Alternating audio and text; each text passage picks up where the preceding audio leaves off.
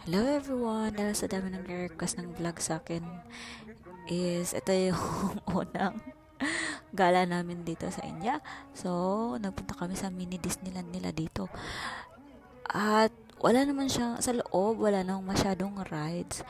Pero, alam niyo ba, ang nagustuhan ko dito sa India is um, more caring yung mga tao, and alam mo yung hindi sila parang hindi pa ako nakaranas ng ganong kaimportanteng tao sa buong buhay ko, like for us my parents, sobrang maalaga naman talaga yung parents ko, pero pagdating ko talaga dito hindi ko ma-imagine yung yung goodness nila, at yung treatment nila sa akin is like parang special, like, parang VIP or parang reyna lang kung sa baga ganun.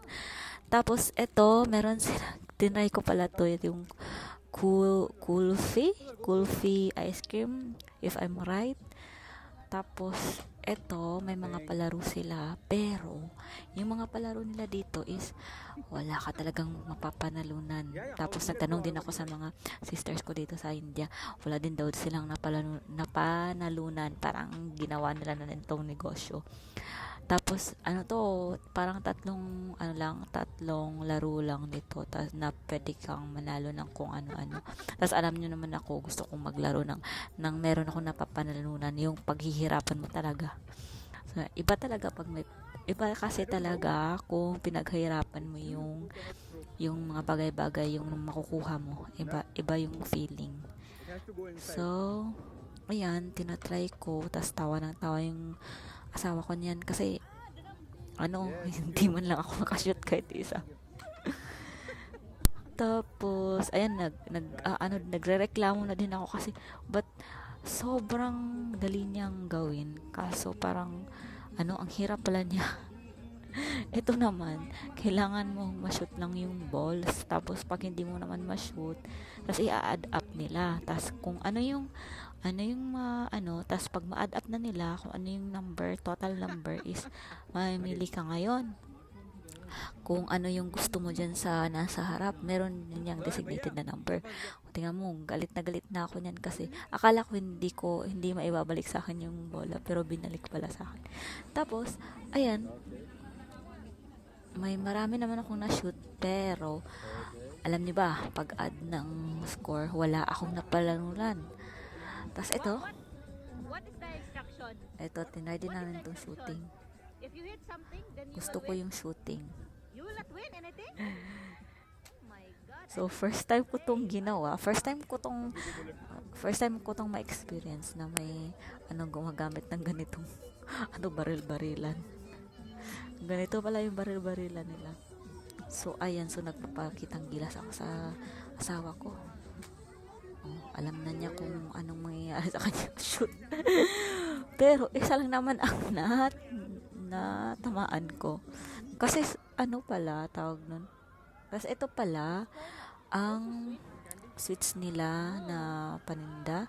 Alam niyo ba, kahit dito sa loob ng Disneyland meron din nagtitinda ng furniture. Pero ito, nagustuhan ko tong nila, yung is nila. Sobrang tamis ng mais nila dito. Pero nilalagyan nila ng spices. Dito talaga sa India, puro spices talaga.